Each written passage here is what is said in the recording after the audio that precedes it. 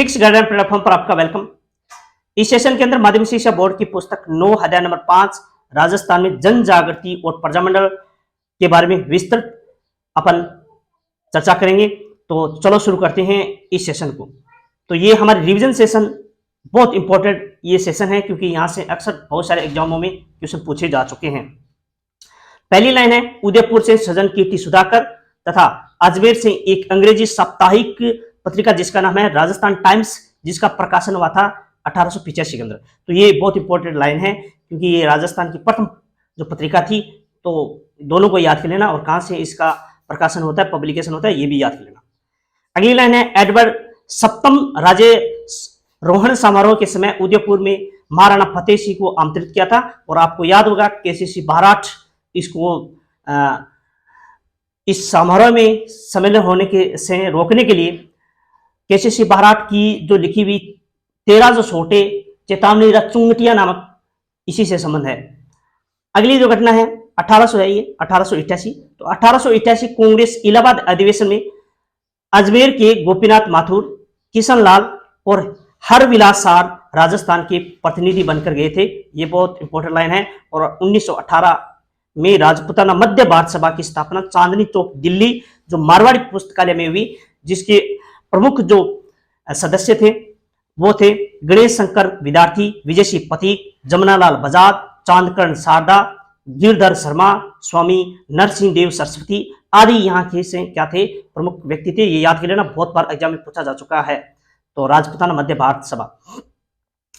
अगली घटना है 1919 अमृतसर में ये संपन्न होता है, यानी ये राजपुताना मध्य भारत सभा, ठीक है ना। और पहला अधिवेशन कहां हुआ था? दिल्ली। दूसरा अमृतसर। तीसरा देखिए, मार्च 1920 तीसरा अधिवेशन अजमेर में होता है, और जिसकी अध्यक्षता कौन करते हैं? जमुनालाल बजाज।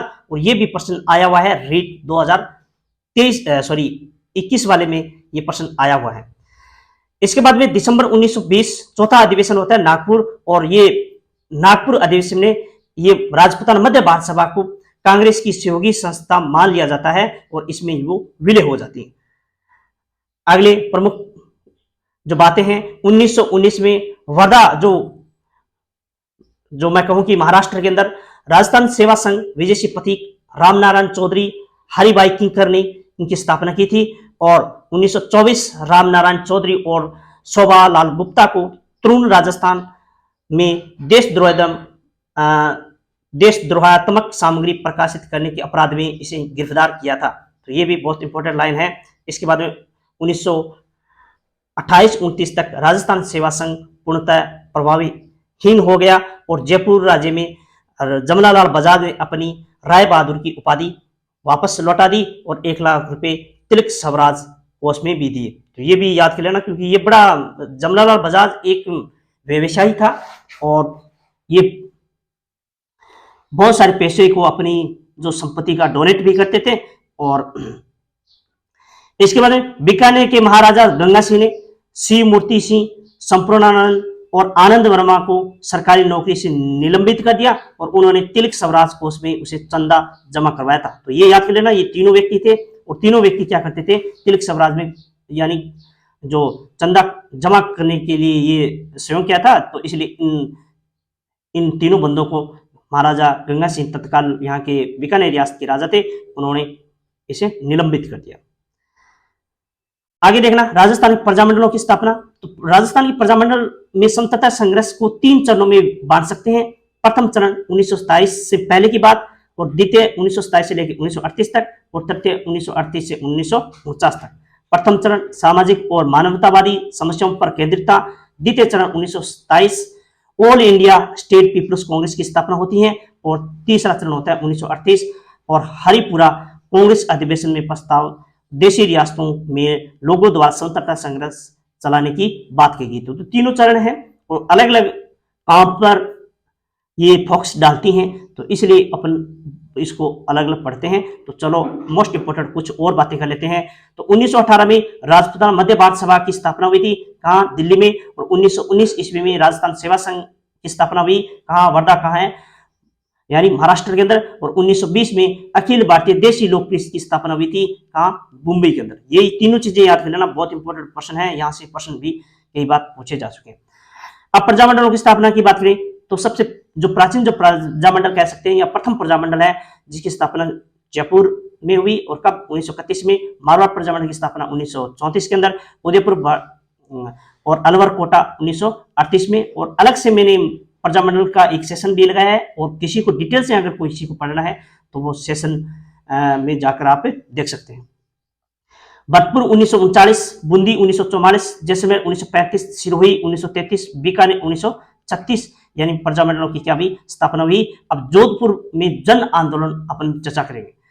तो घटना है जनवरी 1938 में नेताजी सुभाष चंद्र बोस जोधपुर आए हैं और ये याद कर लेना तो जोधपुर नेताजी सुभाष चंद्र बोस कब आए थे 1938 में। सरकार ने 24 मार्च 1940 को लोक परिषद को गैर कानूनी संस्था घोषित कर दी और 1942 को आंदोलन के छठे डिक्टेटर फूलचंद बाफना को गिरफ्तार कर लिया गया था। तो ये भी याद कर लेना, बहुत इंपॉर्टेंट है।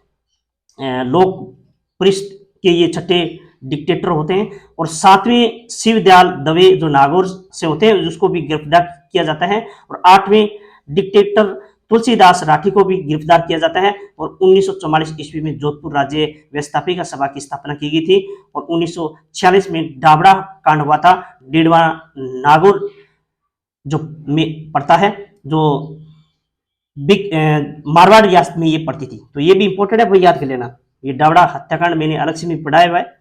1947 में जोधपुर महाराणा उमेद सिंह का देहांत होने के बाद में इसका पुत्र हनुमत सिंह गद्दी पर बैठता है। और 28 फरवरी 1948 भारत सरकार ने वीपी मेनन को जोधपुर भेजा जाता है। और इसके बाद में ये तत्काल यहाँ के जो राजा थे हनुमत सिंह, ये विलय पत्र पर हस्ताक्षर कर देते हैं। अगला आंदोलन है बीकानेर जन आंदोलन। तो बीकानेर में जन जागृति लाने वाले चूरू स्वामी गोपाल दास जी थे और सर्वप्रथम इन्हीं ने जन जागृति यानी इस क्षेत्र में लाए थे। और मगाराम वेद कलकत्ता जाकर बीकानेर प्रजामंडल की स्थापना की थी। और 1943 में गंगा सिंह की मृत्यु के बाद में शाहरुल सिंह राजा बने। 1947 में बीकानेर एक्ट पास कर दी सदनी व्यवस्थापिका और राज्यसभा और धार सभा की स्थापना की गई थी। ये याद कर लेना, ये प्रथम ऐसी रियासत थी जिन्होंने इस प्रकार की व्यवस्था लागू की थी। नेक्स्ट देखना, 28 अप्रैल 1947 को बीकानेर प्रतिनिधि के वणिकर, तो पणिकर जो थे ये क्या थे, संविधान निर्माता सभा के अपना स्थान ग्रहण किया था। यहाँ से प्रतिनिधि चुनकर ये जाते हैं के पणिकर। तो ये भी इंपॉर्टेंट है। और 3 जून 1947 को माउंटबेटन योजना की घोषणा होती है। और ये भी याद कर लेना, बहुत बार एग्जाम में प्रश्न पूछा जा चुका है। जैसलमेर जन आंदोलन, जैसलमेर का पहला समाचार पत्र कौन था, विजय। इसकी पब्लिकेशन कब हुआ तो 1920 में। 1932 में महाश्वरी समाज नवयुग मंडल का गठन किया गया था। और सागरमल गोपा 4 अप्रैल 1946 को जेल में यानी मिट्टी का तेल डालकर जला दिया गया था। मिठालाल व्यास ने जैसलमेर प्रजामंडल की स्थापना 1945 जोधपुर में की थी। ये भी याद कर लेना, ठीक है ना। जैसलमेर प्रजामंडल की स्थापना कहाँ हुई थी, जोधपुर में हुई थी। अगला प्रश्न है, अगली जी मोस्ट इंपोर्टेंट लाइन है, मेवाड़ में जन आंदोलन। तो 1938 में माणिक्यलाल वर्मा ने मेवाड़ प्रजामंडल की स्थापना की थी। नवंबर 1941 में प्रजामंडल का प्रथम अधिवेशन माणिक्यलाल वर्मा ने सभापतित्व में आयोजित हुआ। और इस अवसर पर आचार्य जीवी कृपलानी तथा विजय लक्ष्मी पंडित भी आई। मेवाड़ हरिजन सेवा संघ की स्थापना किसने, जिसका कार्यभार कौन संभालते हैं तो मोहनलाल सुखाड़िया संभालते हैं। अखिल भारतीय देशी राज्य लोक परिषद का 7वां अधिवेशन कहाँ होता है तो उदयपुर में होता है। और 435 प्रतिनिधियों ने इसे भाग लिया। और सम्मेलन की अध्यक्षता कौन करते हैं, पंडित जवाहरलाल नेहरू करते हैं। कोटा में जन आंदोलन, तो 1934 में हाड़ौती प्रजामंडल की स्थापना होती है। और 1939 में कोटा प्रजामंडल की स्थापना, ये भी प्रश्न अभी हाल ही में आया था, जो टाउन प्लानिंग जो पेपर हुआ था हाल ही में, तो इसमें भी क्वेश्चन भी आया था और बार बार ये प्रश्न आता रहता है। कोटा प्रजामंडल की स्थापना किसने की तो अभिन हरि ने की थी। और कब की थी 1939 में। जिसकी अध्यक्षता किसने की थी तो न्यूराम शर्मा ने की थी। तो ये दोनों प्रश्न है, बहुत इंपॉर्टेंट है, ये याद कर लेना। स्थापना किसने की तो अभिन हरि ने, और अध्यक्षता किसने की थी न्यूराम शर्मा ने की थी।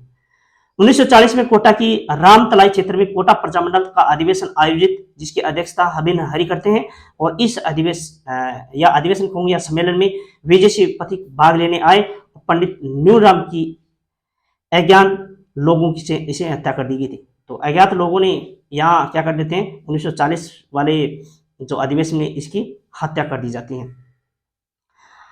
इंपोर्टेड अगली लाइन है, इंपोर्टेड है, कोटा के दीवान सर हरिलाल गोसलिया और आईजी सेठ सिंह आंदोलन से कुचल देते हैं ये। और इसके बाद में बूंदी में जन आंदोलन, तो बूंदी के महाराव ईश्वर सिंह ने आंदोलन को दबाने का भरसक प्रयत्न किया और 1931 में कांतिलाल की अध्यक्षता में बूंदी प्रजामंडल की स्थापना हुई। 1937 में प्रजामंडल के अध्यक्ष ऋषि दत्त मेहता को बनाए गए थे। 1942 में उन्होंने बड़ सुंदर शर्मा को भी ये संभाला था। और आगे जयपुर में जन आंदोलन, तो अर्जुनलाल सेठी ने ये श्री गणेश किया था और जमनालाल बजाज ने 1927 में चरखा संघ की स्थापना की थी और 1931 ईस्वी में कपूरी चंद पाटिल ने जयपुर प्रजामंडल की स्थापना की थी और 1940 में हीरालाल शास्त्री ने प्रजामंडल के अध्यक्ष निर्वाचन किए गए थे। इसके बाद में अलवर में जन आंदोलन, जनता के जन जागृति लाने का श्रेय पंडित हरि नारायण शर्मा को जाता है। उन्होंने अस्पृश्यता निवारण संघ, वाल्मीकि संघ और आदिवासी संघ की स्थापना की थी। ये तीनों चीजें याद कर लेना, ये तीनों ही संघ हरि नारायण शर्मा के नेतृत्व में होते हैं। 1933 में ब्रिटिश सरकार ने अलवर के महाराजा जय सिंह को गद्दी से उतारकर अपने मनोनीत एक जागीरदार के पुत्र तेज सिंह को गद्दी पर बैठा दिया और 1938 में अलवर राज्य प्रजामंडल की स्थापना हुई, जिसके प्रमुख जो सदस्य थे हरि नारायण शर्मा और कुंज बिहारी लाल मोदी। तो ये इंपॉर्टेंट है। 1944 में भवानी शंकर शर्मा की अध्यक्षता में पहला प्रथम प्रजामंडल की मैं कहूँ कि अधिवेशन हुआ और अलवर में सांप्रदायिक दंगे हुए। अलवर के दीवान NB खरे को उत्तरदायी ठहराया गया था। सरकार के संदेह हुआ कि महात्मा गांधी की हत्या में खरे की भी मिलीभगत थी, तो इसकी वजह से यानी ये भी अलवर को विलय भी कर दिया जाता है, ठीक है ना। तो ये घटना भी बहुत इंपॉर्टेंट थी। भरतपुर में जन आंदोलन, तो भरतपुर के तत्कालीन महाराजा जो किशन सिंह थे और किशन सिंह एक प्रगतिशील व्यक्ति थे। उन्होंने हिंदी को राजभाषा का दर्जा दिया और ब्रिटिश सरकार ने उन्हें गद्दी पर उतार दिया और बालक विजेंद्र सिंह को गद्दी पर बैठा दिया और 1938 में राज्य के बाहर रेवाड़ी में भरतपुर प्रजामंडल की स्थापना, जिसकी अध्यक्षता गोपीलाल यादव ने की। तो ये भी इंपॉर्टेंट है, याद कर लेना कि भरतपुर प्रजामंडल की स्थापना कहाँ हुई थी, तो कहाँ हुई थी भाई, रेवाड़ी हरियाणा में हुई थी, जिसकी अध्यक्षता कौन करने वाले थे, गोपीलाल यादव करते हैं। और 23 दिसंबर 1940 को प्रजा परिषद को मान्यता दी जाती है और 30 दिसंबर 1940 को प्रजा परिषद का पहला अधिवेशन जयनारायण व्यास की अध्यक्षता में होता है और 1942 वर्ष जन प्रतिनिधि समिति का गठन 1943 में इसे चुनाव होता है और प्रजा परिषद में 27 पद जीत लिए और जुगल किशोर चतुर्वेदी को नेता, मास्टर आदित्येंद्र को उपनेता यहाँ पे बनाया जाता है। तो जुगल किशोर चतुर्वेदी को राजस्थान का पंडित जवाहरलाल नेहरू कहा जाता है और इसका जो संबंध है ये याद कर लेना, भरतपुर प्रजामंडल से संबंधित है।